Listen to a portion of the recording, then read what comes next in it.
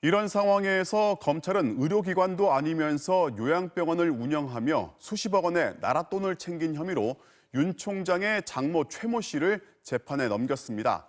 동업자들은 모두 이미 처벌을 받은 반면에 장모 최모 씨만 쏙 빠져 있었는데 추 장관의 수사지휘권 발동으로 재수사가 본격화하면서 과거 검찰의 수사 결론을 뒤집은 겁니다.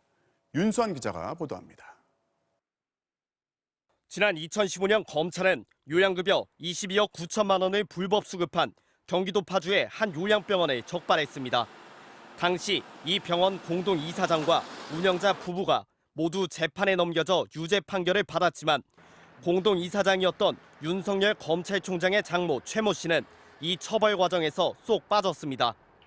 5년이 지난 올해 3월 MBC 스트레이트 보도로 논란이 커지자 검찰이 재수사에 나섰습니다. 검찰은 이번엔 최 씨도 불법적인 요양병원 설립과 운영에 관여했다고 결론 내렸습니다.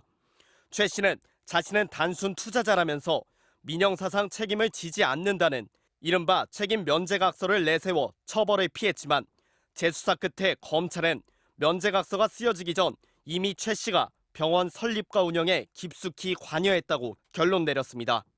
면제각서 자체가 효력이 없기 때문에 각서를 쓴 뒤에 불법 행위에 대해서도 동업자와 똑같이 책임이 있다는 게 검찰의 판단입니다. 스스로 결론을 뒤집으면서도 검찰은 과거 수사가 부실했거나 누군가 수사를 무마하려고 시도한 흔적은 찾지 못했다고 밝혔습니다.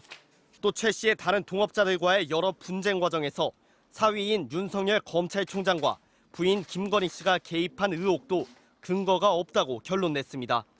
특히 최 씨는 은행 잔고증명서를 위조한 혐의로 이미 재판을 받고 있는데 이 위조 과정에 딸의 개입은 없었다는 겁니다.